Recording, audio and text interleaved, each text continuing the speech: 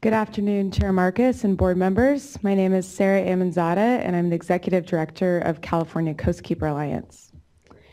I'm here today to strongly support these regulations and want to echo so many comments today about gratefulness to the staff and to the board for all their hard work in rapidly developing these regulations and the conservation tier. Just thank you so much.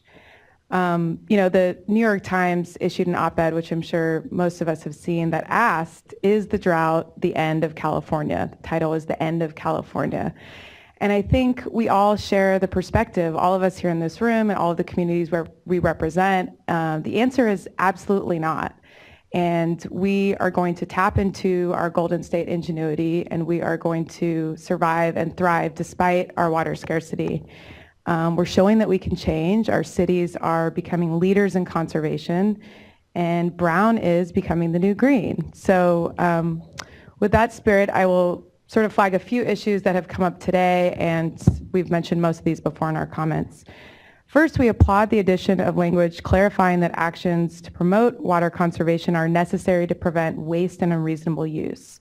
The inefficient use of water is an unreasonable use of water. And today, this board, or perhaps early tomorrow, will adopt regulations that will clarify that uses of water, such as washing down sidewalks and driveways with drinking water, are simply unreasonable.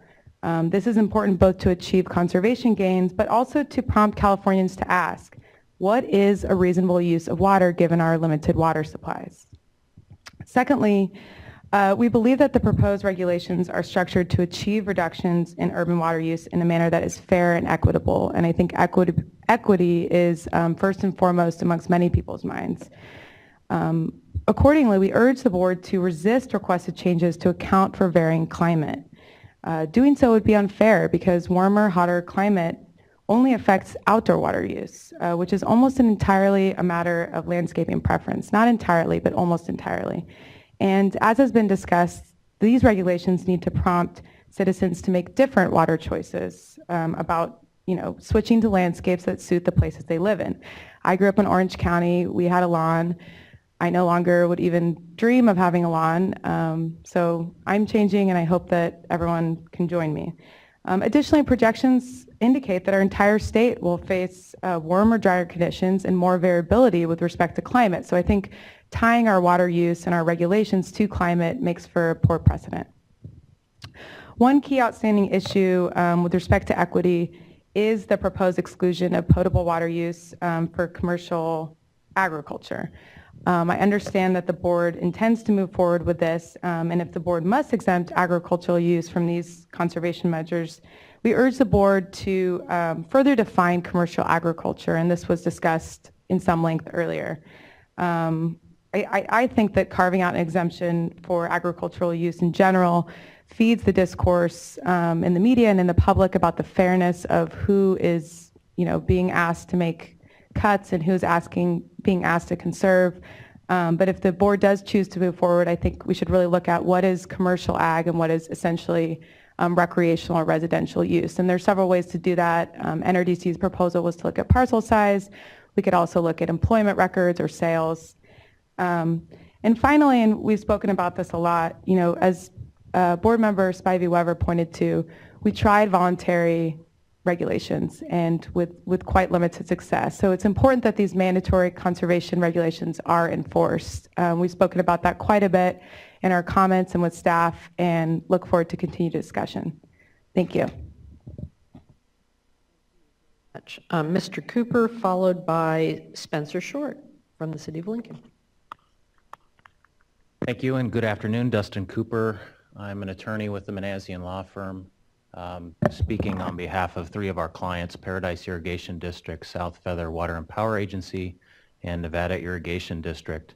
A little bit about those three agencies. All three of them are located here in Northern California. They own and operate surface water reservoirs. They provide water to foothill and mountain communities, so the comments about wildfire risk are important to them, and were included in our written comments. Those three agencies, they consider conservation to be an essential component to their water management plans. Relatively speaking, they have pretty good supplies, but even if you were not to adopt the regulations, they'd still be considering some conservation measures independent of your action today.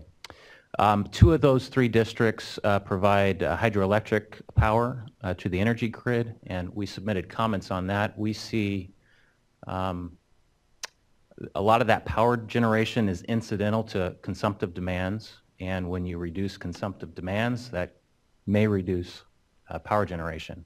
And we are concerned about a possible cumulative impact to the power grid. Again, those are all comments that I put in writing under the district's letterheads. What I really want to talk to you about, and it's appropriate that I followed the last speaker, is the references throughout your draft regs to waste and unreasonable use. I'm equal parts frustrated and concerned by what I consider to be a gratuitous reference to waste and unreasonable use. I don't think it's legally necessary to include the phrase. And you're relying on your powers given by Water Code Section 1058.5, which empowers you to adopt emergency regulations for a variety of reasons. One of which is to prevent waste and unreasonable use, but another reason is to promote water conservation, which is what we're really talking about today. And what I'm concerned about is the implication that despite best efforts, a water supplier may fail to meet the conservation target, and that the implication is that they are somehow a wasteful and unreasonable user of water. And that, you know, in our industry, that label is really a scarlet letter that carries with it potentially significant legal consequences. It can impact future financing. Obviously, we saw all the press in here earlier today. I'm sure they're going to be monitoring the compliance with these things, and there's going to be a target on those suppliers' backs.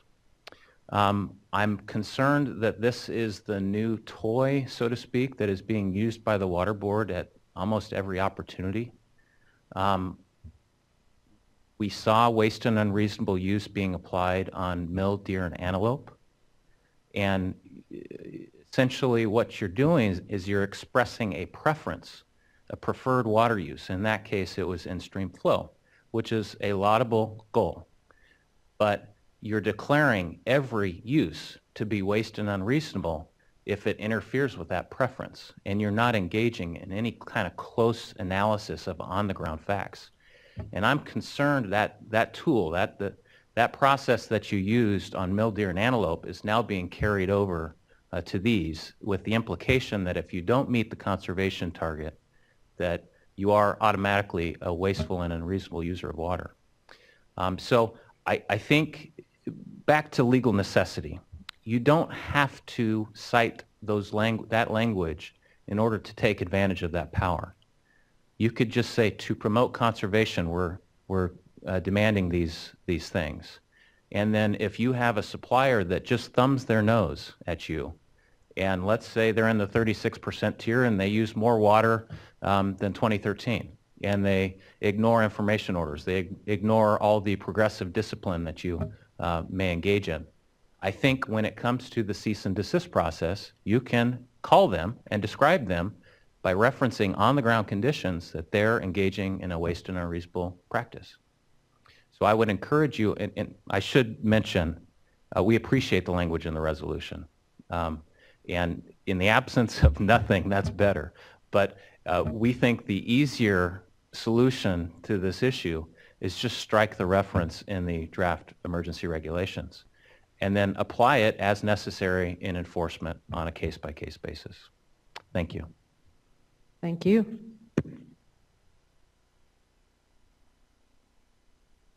Spencer Short, followed by Monica Miller. Sorry, I'm going to start watching the clock more. I'm sorry, it's just the risky run being at the tail end of the queue. Good afternoon, Madam Chair, members of the board. It's kind of funny following the gentleman I'm following because NID is one of our suppliers. My name is Spencer Short. I'm with the City of Lincoln. I'm Mayor Pro Tem. And also I'm the the Vice Chair of Regional Water Authority. I'm talking today specifically for the issues of Lincoln. And I'm very happy to hear the comments that are being made today, because this really is a historic moment in California of which way we're going to go. What I wouldn't give to be in your position to be able to affect positive change. City of Lincoln has some kind of interesting circumstances. We're a city of 45,800. We've grown substantially over the last 10 years. And in that time, we've spent about $150 million on projects and planning to make sure that we're excuse me, I'm a little muddled today, that we're well positioned for the future. We have a general plan that reaches out 50 years and coincides with the SACOG principles of Blueprint and other principles for good planning. We work with both of our suppliers, Placer County Water Agency and Nevada Irrigation District, as surface water suppliers, as well as being part of a well-managed basin group in West Placer County. We have a basin that is at a sustainable yield. We've identified that, and we want to continue to move forward with that. We realize that not all parts of the state are in the same situation that we're in, and we're more than happy to do our fair share. However, we do have a concern. I know that we have issued a change to your staff to modify our residential gallons per capita per day. I do have a question I would like to pose to the board. We have some interesting circumstances. We have a regional wastewater reclamation facility. Currently, we're providing that wastewater outside of the city boundary. If we were providing it inside the city boundary, offsetting internal water uses, that would be considered conservation. However, we have a MRF immediately to our south. We have a power generation plant to our south, and we have 2 farmers that we're supplying water to the tune of about 2,400 acre-feet a year, which is pretty substantial. What I'd ask the board is if there's some way to count that toward our conservation goal, because right now we're at 36%, which we barely fell into that category. I believe we'll be moving down with the assistance of your staff. But you know, last year, and particularly to Director Spivey-Weber's comments, you know, we actually were tracking about 19%. Your staff is saying 17%, but we were on target to try to do our part. We want to continue to do our part, and so we're asking you for some assistance in that. And outside of that, we would like to know where our conservation is going. And I know my time's up, so I'm trying to be respectful of your time. Conservation is extending your resilience off into the future. Well, it's extending our resilience. It's not being sent to somebody else. Well, but if we have water supplies that we've paid $80 million for, then that's being used by someone else if we're cutting back our use. And so since we're cutting back our use today, that must be used somewhere. And that's part of our question, because if we're cutting back our use, and we know that our suppliers have current supply for multiple years, then we're kind of questioning, you know, we're at a very high level, other parts of the state are at a very low level, and one of our core principles is that we believe in good planning, and planning to develop only where there is substantial water supply. And we have very strong water rights in our neck of the woods. So we'd just like to have that question answered over time, but also try to find some way to reduce our overall cost, because our citizens are going to experience an extreme cost. We're expecting a $2.4 million shortfall in our water utility this year. That $2.4 million shortfall represents to us, because we'll probably have to go into our general fund, represents a fire station. It represents 1 police officer 24/7. So we're really concerned about these regulations because they are extreme, they are heavy, and we feel that we've done planning that should mitigate much of that circumstance. Oh, question for you. Yes, ma'am. If you would be suggesting crediting the recycled water that you're sending to another community, we'd have to subtract it from their water use. Well, actually, it's sent into the county. So Goes to some water agency somewhere, presumably. actually, it may not. Jurisdiction or not? The 2,400 acre feet we're currently sending to the 2 farmers offsets groundwater. So it's actually conserving water. that would Max, otherwise can be- you, I'm sorry, Max, can you comment, would that water be counted within total water production at this point? I'm not clear on which water are we talking about here? We're talking about the recycled water that's going to the farmer? Well, if it's not potable water, if it's not treated to potable standards, then it's not counted because we're only tracking potable water. It's not on the ledger at all. You That's know, right. It's so, you know, all the comments about incentivizing recycled water one way or the other, it's just left out of the calculation. So it effectively de-incentivizes us to use that reclaimed water to support agriculture. But at the same time... But you see, you're considering this emergency regulation as the driving force of the state water board's programs when you say a statement like that, which is a fallacy, logically, because there's a greater overall scheme. We got all our DFA, you know, our SRF programs. We have so we have low percent interest. You have to consider the whole picture before you claim a disincentive. Well, actually, to that point, it actually does de-incentivize it for this particular program, not for other programs that you do offer.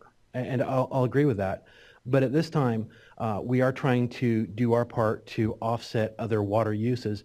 But for the fact that that water is not treated, which falls within our basin, we could actually pump and treat that. But then we'd have to reduce our reliance on that also under this regulation because that's considered production water.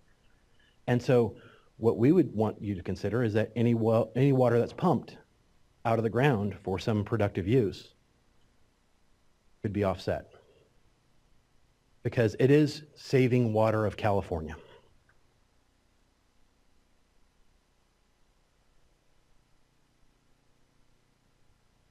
That's pretty circular. That you're pumping water out of the ground and using it, and you're saving water. No, actually that's not correct. Okay. We're keeping people from pumping water out of the ground, Okay. using a reclaimed water so it leaves it in the ground for others to use. Or for yourself to use. Right. But we're being restricted by 36%, so, or 50% as you may see it. Part of this is that it's how we govern water in this state at the local level. Is by fragmenting it according to cities, we run into this problem over and over. Yeah, I don't think we're unique, but thank you very much. Thank you.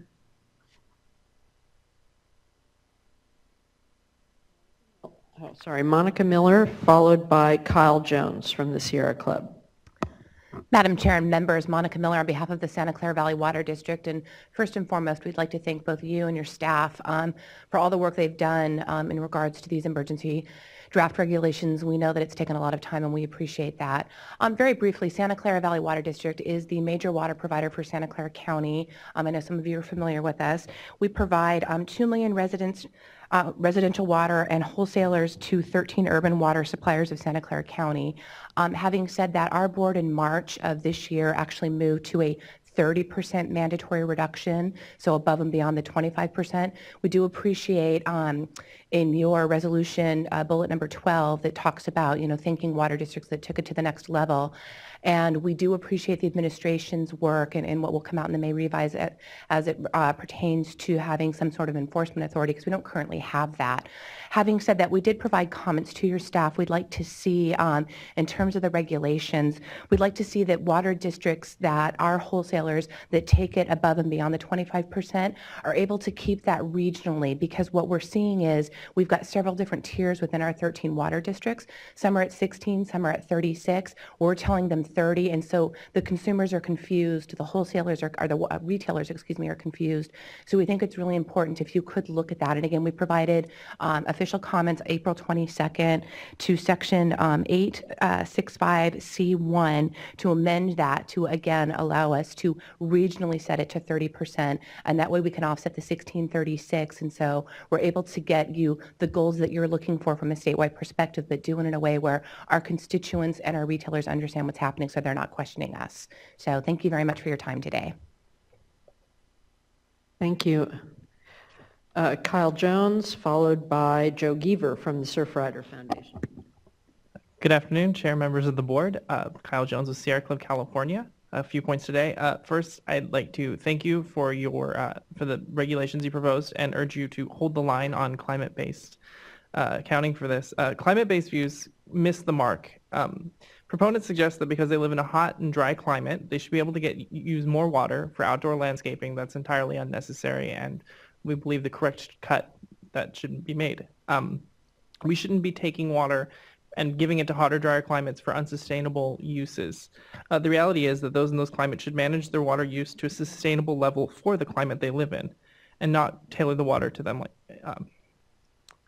This drought highlights that we need to be conscious of our long-term thinking of what we're planting in our yards, and that needs to be calculated for. Additionally, we oppose the idea that groundwater be included as a reserve supply.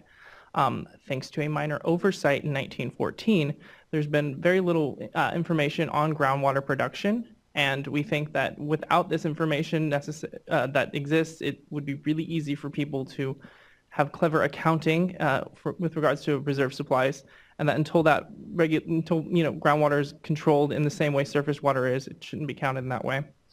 And then finally, with regards to the commercial agriculture, we support the amendment suggested by NRDC. We believe that 5-acre limit would really grab the idea of what people think of when you think of commercial agriculture.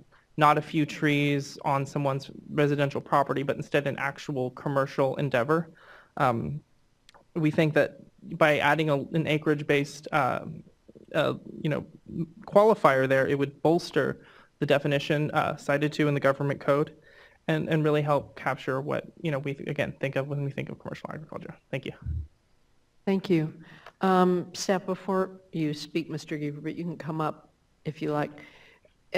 My understanding is we have limited it to commercial agriculture. Yeah. And that we are asking for ag water management plans and all sorts of stuff. We have limited to the definition of commercial agriculture, which is in statute. Right, that is the definition. And we are requiring a certification. That it is, right. That's correct.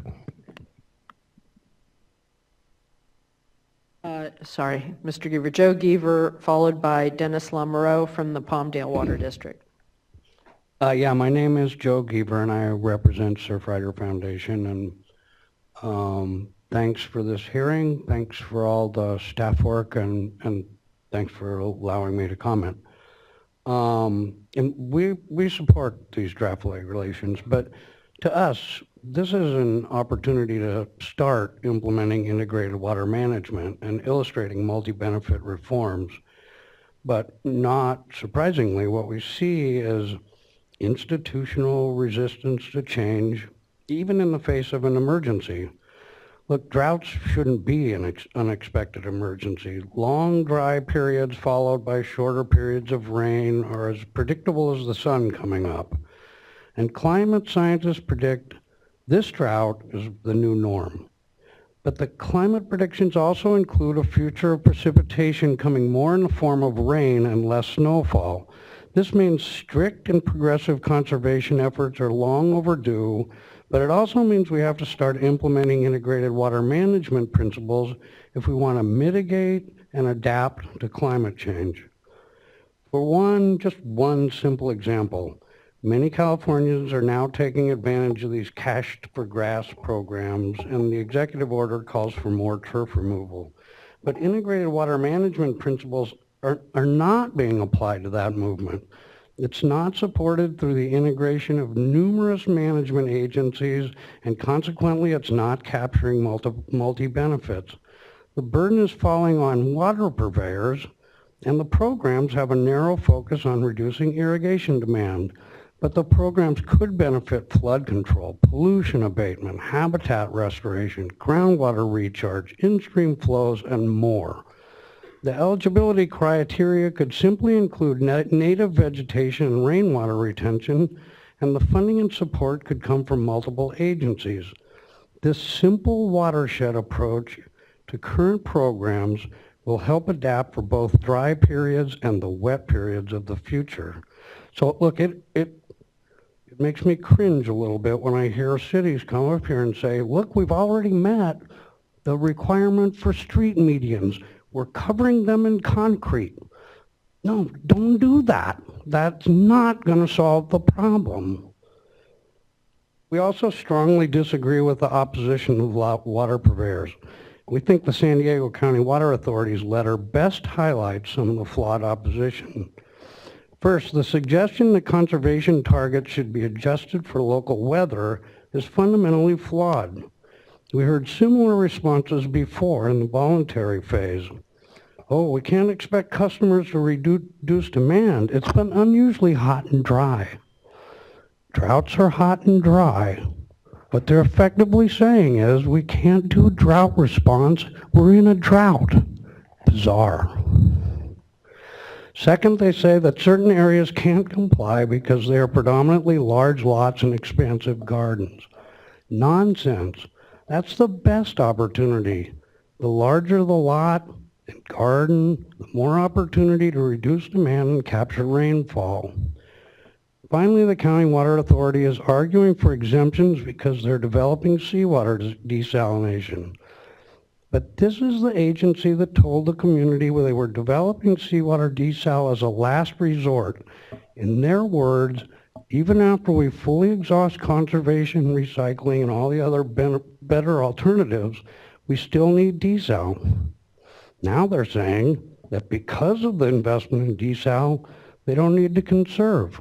Look, that hypocrisy is startling, especially when you contrast what San Diego County Water Authority is saying with what Cal-Am and Monterey County are saying. Seawater desal is not a multi-benefit approach.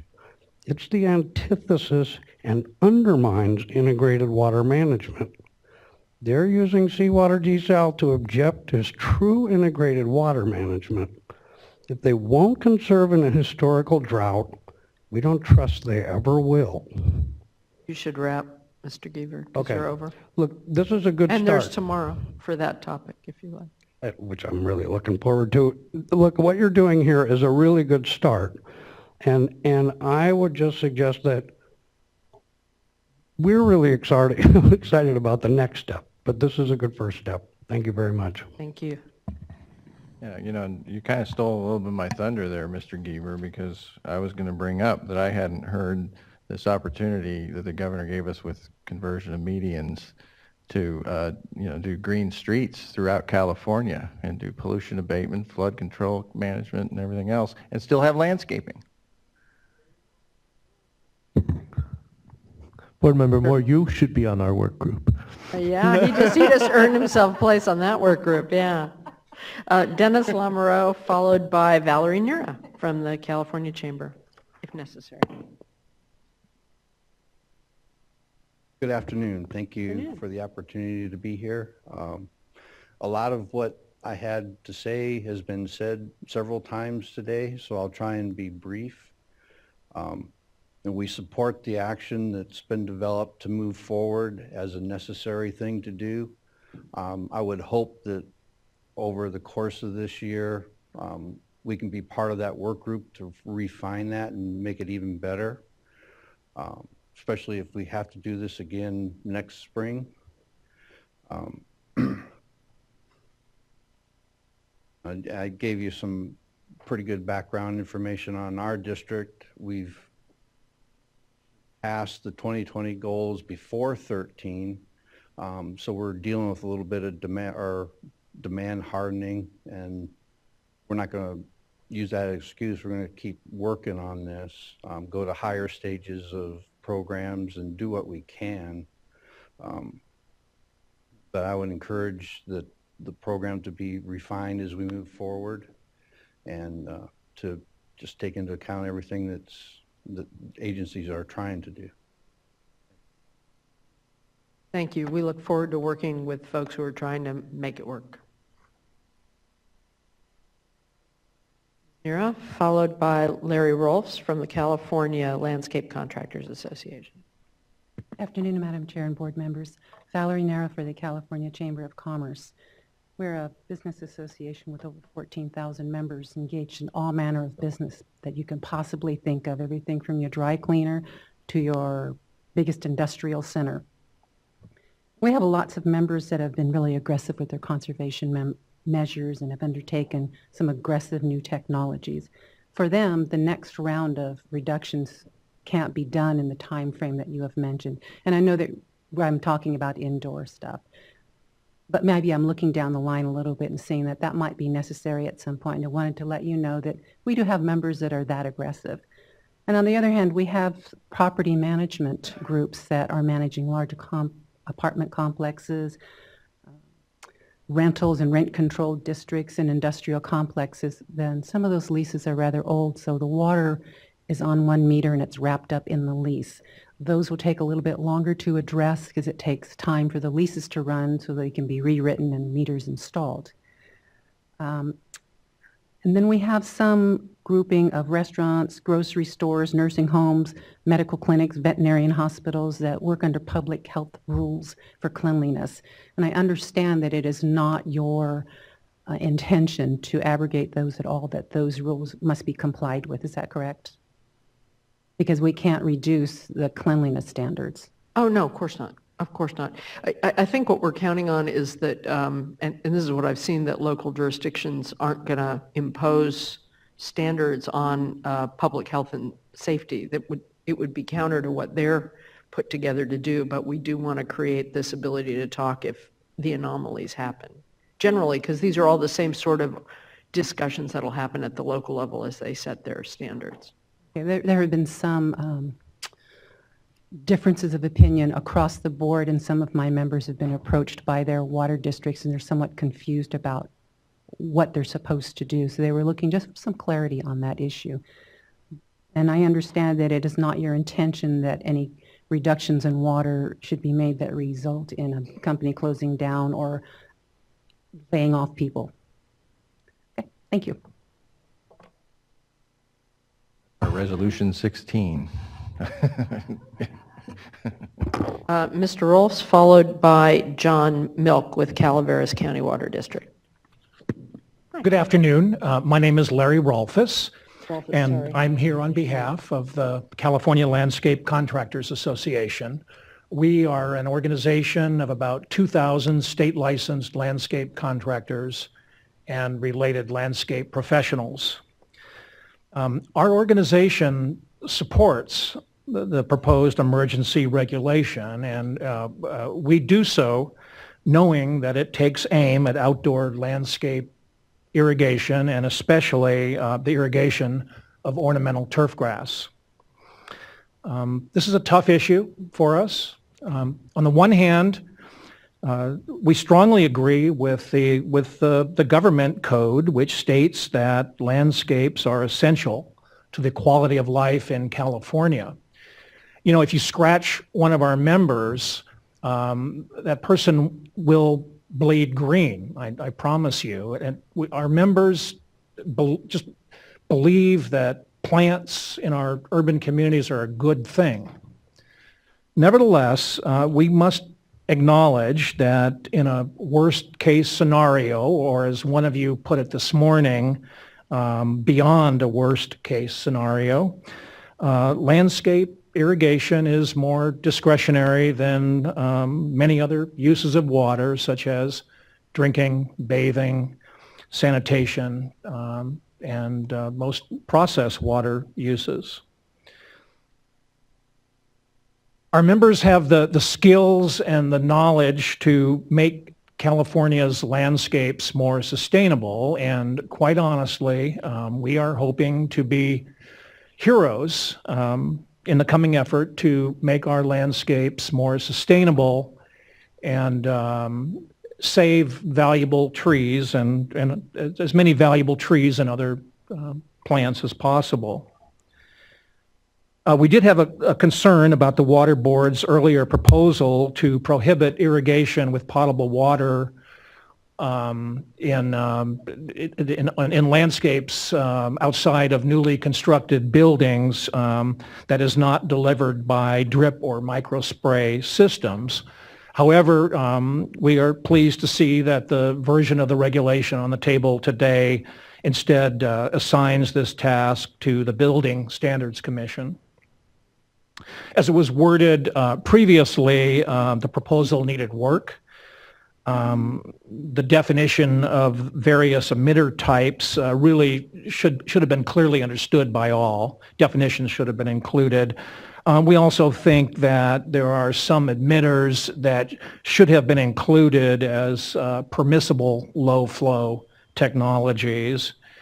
And we don't want to discourage the development of future technologies that may not fall under drip or microspray systems. And we think that the state agencies that oversee the building codes, such as the California Green Building Standards Code, have more experience in writing building codes. So good job there. And we look forward to working with the building officials as they set emergency standards in the next few weeks. And finally, I'd like to pile on with everyone else in complimenting the staff on their availability. I don't know how they've been able to return calls so quickly, but I really appreciate it. So thank you. Thank you, and thank you very much for working with us and the attitude your association's brought to this the whole time. We really appreciate it. Thanks. Mr. Milk. It's Mr. Mills. It's you. M-I-L-L-S. I know, now I see it. I didn't realize it was you. Great. Bad handwriting on my part. Madam Chairman, members of the board, I want to thank you for allowing us to come here today. My name is John Mills. I'm here on behalf of one of my clients, Calaveras County Water District. We're located in the Stanislaus watershed, which is a tributary of the San Joaquin. We have submitted previous comments on both drafts. You have those. I'm not going to repeat what's in those comments. In terms of why we're all here today, it goes back to, used to be a saying during World War II to get people to conserve gas. They say, is this trip really necessary? That's kind of where we are today, I think. Is this meeting really necessary? And the answer is obviously yes. We do tree ring data comparisons in a lot of the watersheds to find out where we are. Have we ever seen anything like this? Yes, we did. It was right before William the Conqueror got a burr under his saddle to invade England. That's how long it's been on the San Joaquin. So when we talk about context, we've never been here before. This is that part of the map the sailors used to call Barbie monsters here, terra incognita. So the north arrow is broken, the map is blank, we need a course. The condition of the California headwaters are incredibly terrible. In looking at it in the context of wildfire, people have talked about wildfires that they've had and what it does for water consumption. The staggering statistic is that between the years of 2010 and 2014, we burned more headwaters areas in this state than we did in the previous 70 years. Things are changing. The environment's changing, the watersheds are changing, and I've also found that you have no regulatory authority over Mother Nature. Watersheds are the first priority. You can issue a TRO and see if they respond. They're not going to. The watersheds are sculpting the hydrograph in a way they never have before. The precip is not coming down. The models are broken. I would like to comment specifically about some things that are indigenous to CCWD. One, we have a lot of vacation homes in part of our service areas. 62% of the homes are vacation homes. We understand there's a waiver provision for that by bringing in supplemental population data. We think there's probably a significant difference in population data as our resident population has a density of 2.2 persons per household. Many of these vacation homes are advertised as sleeps 20. So we think there's a population bump there, and it's reflected in our June, July, August, September Just don't go to all numbers. of them being full all the time as your number. Well, they only need to be full. We'll see that. They only need to be full for 3 months for it to count. So we also would like to see you adjust your surface storage tiering. Right now you have a 48-month hard line, and beyond the 48 months, there's no credit. And we would suggest, as we did in our comments, that there be some adjustments there for periods from 18 months up to 48 months, certainly not all getting the same reduction, but that recognizes that there are degrees of surface storage available. That's a good question, but and this is for the sake of argument. I'm not arguing a point here. The idea of putting 4 on is to say you clearly have abundant and ample water, not that you're going to have 4 years to use it and that we can only project a 4-year drought. So if you scaled it, it would be like managing as if we were trying to manage a certain amount of time till you were at zero, where in fact we're just trying to respond to an emergency to extend our supplies wherever they are and however they are, but we've carved out a proposed kind of exception, but still 4% for folks who really have reservoir spilling and, you know, are really at the far end, as opposed to crafting the perfect sliding scale, which is a bit of what some of the climate and other models have come up with. We're trying to deal with an emergency with this right now versus re-engineering 20 by 2020 or a long-term regulatory thing. we So understand help me that. understand. We understand that, but what I'm saying is, let's say someone had 47 months of storage instead of 48. There would be a recognition of that. And so all I'm saying is there are shades of storage that are out there, and I'm asking you to look at that. Okay. And your staff. We'd be happy to sit down with them and discuss that. And part of this has to do with, as we are reacting to this, we are reoperating storage, so that the number that we actually have in storage is changing based on how we reoperate some of those reservoirs in response to what we see upstream. We also would like to engage in the next steps that you've been discussed here. We think your staff has done a great job so far, as has the board. Certainly, we'd like to give you a break. Maybe if you want to come tour the headwaters in August, that might give you a chance to get out of Sacramento, which I suggest everybody should do at least twice a year. But in any event, we'd be happy to have you come up if you want to start in Lake Tahoe and work your down the American River, start on some of the other tributaries. I have clients scattered all over the Sierras, and they have some beautiful country up there as long as it's not on fire.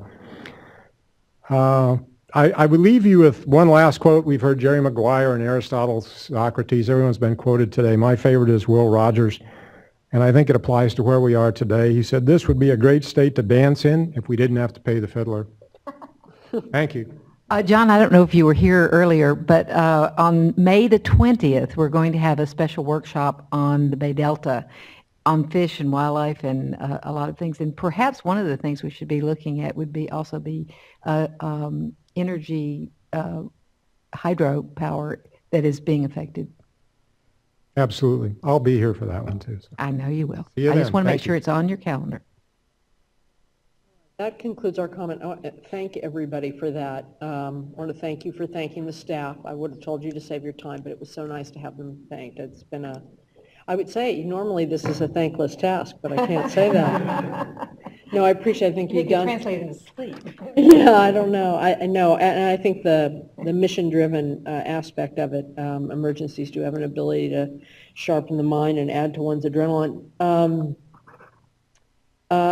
There are a number of items that have come up. You've thought about a lot of them. I'm trying to figure out the best way to proceed, and I would like us to keep going for a while. We may be able to conclude tonight. I think that would be a benefit to people who then don't have to come back tomorrow. I'm looking at your eyes and seeing what you Smile. Yes. But I do think we need a break to sort out some of our notes, but I also want to give you some direction. So I want to look to my colleagues. I've been keeping notes on some of the things to think about, and without saying is that your final answer? I'm not there yet. Sorry. Can people give staff, do you have enough energy to give staff a little bit of feedback now, and then we'll take a bit of a break, and then we may need to come back with stuff, and then we might even need to take another little break. We've done that before if we want to fine tune things or have you draft things. Does that model work for everybody? All right. Who would like to start?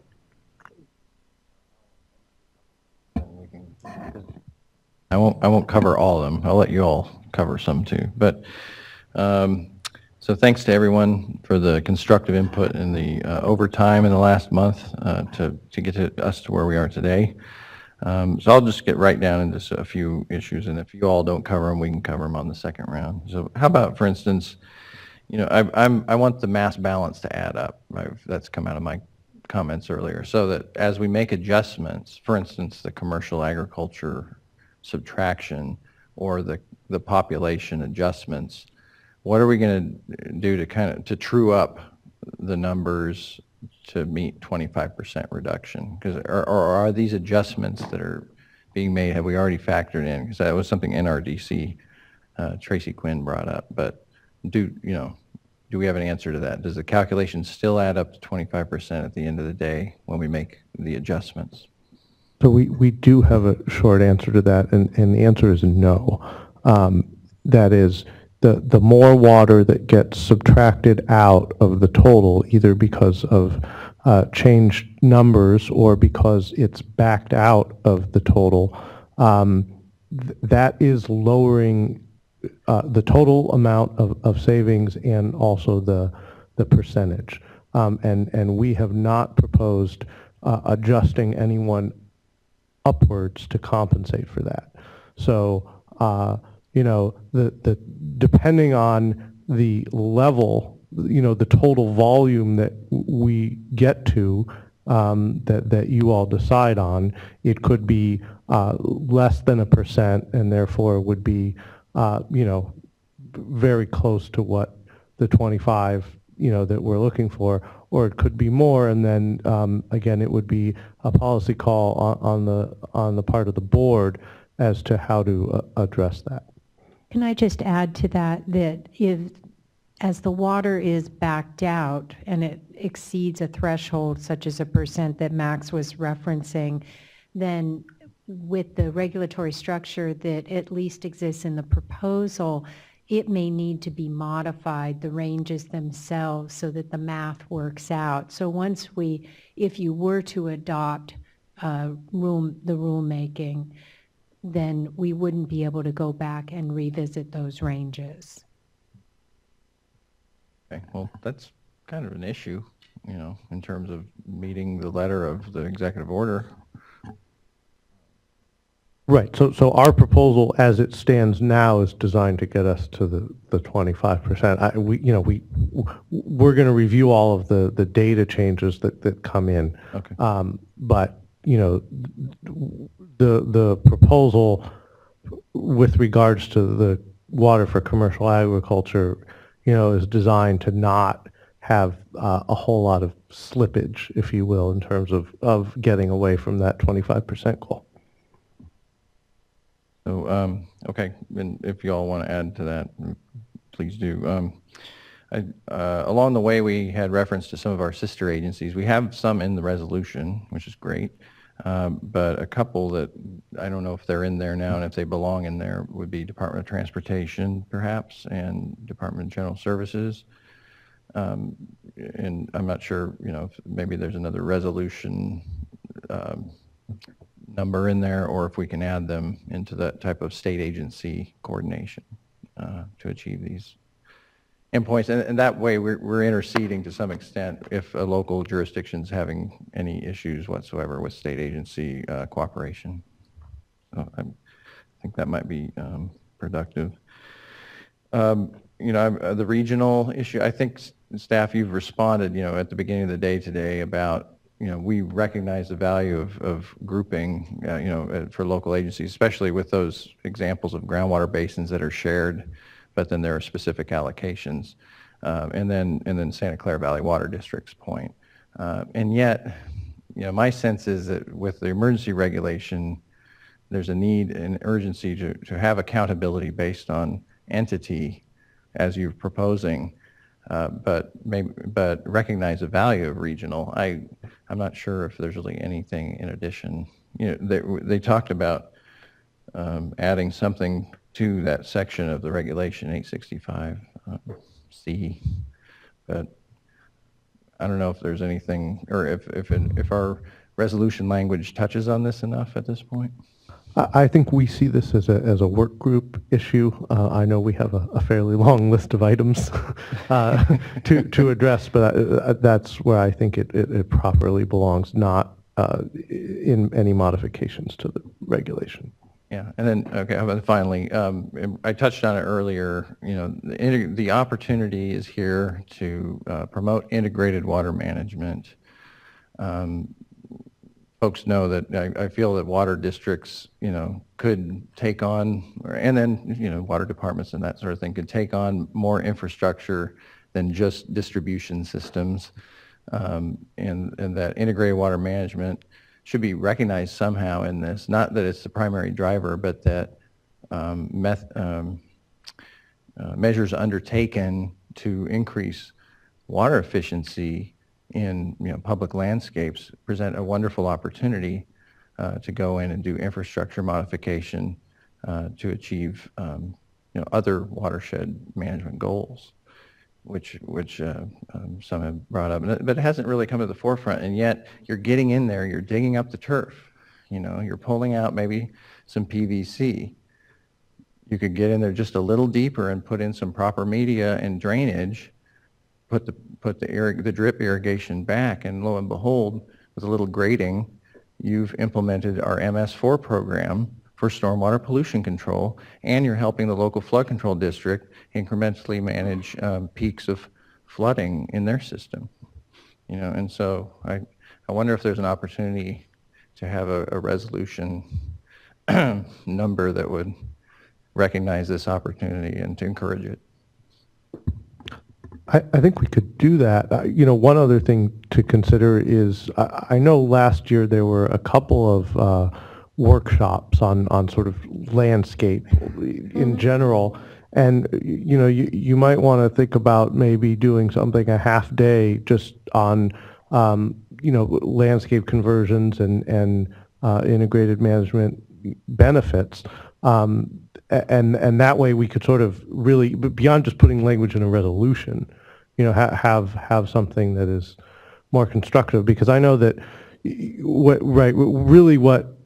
the ideal would be is for people to not water the turf this summer or take it out, put some mulch down, right? And then when we get back to the rainy season, hopefully at the end of the year, that's when you put in the new drought tolerant vegetation. So to get at that and all the other issues you're addressing, that a workshop, I'm loath to Well, no, and think that's of good. more things for us to do, but that might be better than resolution language.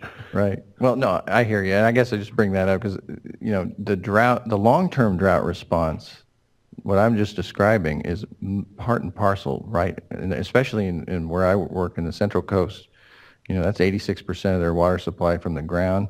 These type of infrastructure installations are a water supply extender during drought periods, and because it captures stormwater when it's there. So anyway, I have to seize the opportunity to bring it up. No, it's fair to bring it up. It's sort of, I feel like it's what's good for the goose is good for the gander, which is we're doing the emergency regs, so we want to keep that door open, but we don't want to load it up. Good. Yeah, I actually Fran, you've been completely agree. remarkably quiet on this particular point today. Well, model- 'cause it was all you talked about at the last. I know. But the DWR is doing the model landscape ordinance. They're doing it this summer. Everybody out there should be weighing in on this, and it should absolutely be along these same lines. I think that's the place where in the integration between supply and stormwater capture and water quality improvements come together in the landscape ordinance. And they're starting, I think they're starting on it right now, but I haven't checked with them in the last couple of weeks. So if they haven't started, do you know where they are on that? They're working on it, and I believe they're trying to have something out at least for public review by June, so that they can have something adopted in July. So that actually may be the best venue. Exactly, and that I think they'll probably have to have lots of outreach into all the regions. Every one of you and your colleagues who've gone already should be inviting DWR to come in and do this. And Larry, I'm looking at you and your folks. I mean, they should be right there doing exactly what Steve tells you to do. See, I see resolution language in that, but I cut off Steve. I don't know if you're done. No, that's enough. I want you all to. Just when you were talking about that, I had to turn to Fran. So. No, that's it for now. There's other issues, but I think you'll cover them. Thanks. No, I just had one suggestion, and I think the discussion we just had covered it. I was not going to propose resolution language, but by the way, since the resolution that was released actually I thought was wonderful, and actually what concerns that I had before going into this meeting, the resolution really helped. So thank you, staff, for putting that together. But I wanted to suggest, and I could do this later on, but since we had the discussion, I believe staff is going to be making monthly updates to us regarding the implementation of whatever we end up adopting.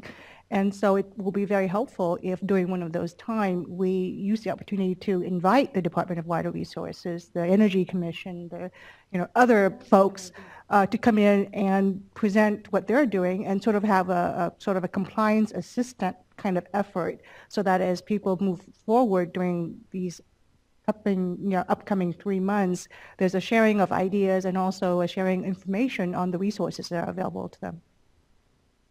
Carrots and sticks in one place. Absolutely. I think that's a fantastic suggestion, and we can build that into our monthly reporting.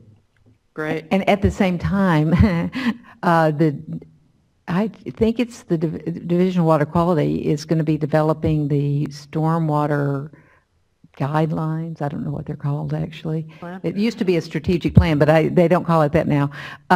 So we should have, and that should be part of the conversation as well, so we can make sure that we're coordinated all the way around. Good. That's good. Well, if we're tossing other things into the mix with respect to the whole implementation effort, then we're going way off track here.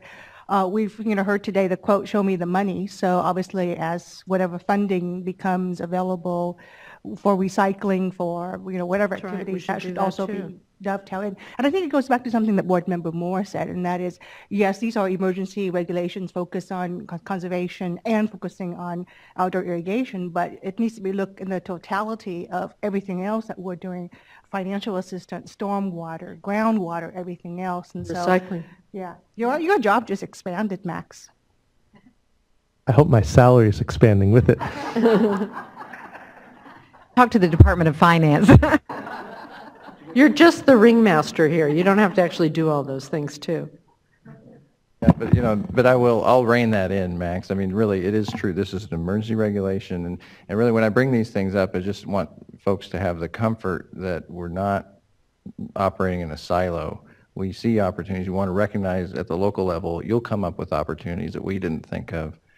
And just as we move forward with this 270-day focus on getting through the summer with a finite reservoir, as if we were a moon on Saturn, just trying to get through this, we'll be getting into the long term and thinking of our long-term solutions, and those take time.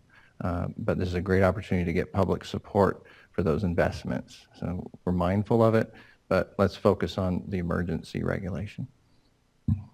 Can I just caution just very briefly that there are a lot of other pieces that we discussed today that will have an interaction, a staff interaction with the various water suppliers and others around the state. And so let's think about and make a list, put it to the side and make a list of what all of these things are, because it may be that we want to look at other alternatives, such as, Fran, you suggested the DWR Model Landscape Ordinance update as a mechanism for one of them, just so we see what the workload's looking Yeah, we will like. have to figure out how to manage it, definitely. And I'll have more to toss. So.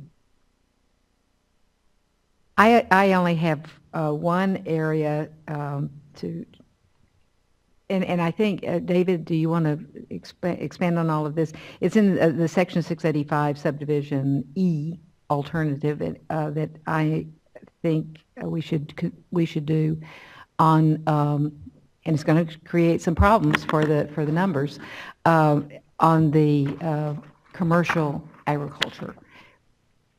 Of course, I was particularly engaged on the San Diego front, but I believe that we've got some language that can be. I hope it doesn't open the Mack truck hole that Felicia has mentioned for hobby farms and others to drive through. Or first of all, can you go through it? Because I can go through it too, but it's it's kind of long. Can you go Can it through maybe it go with on the reference also to the Farm screen? Bureau proposal?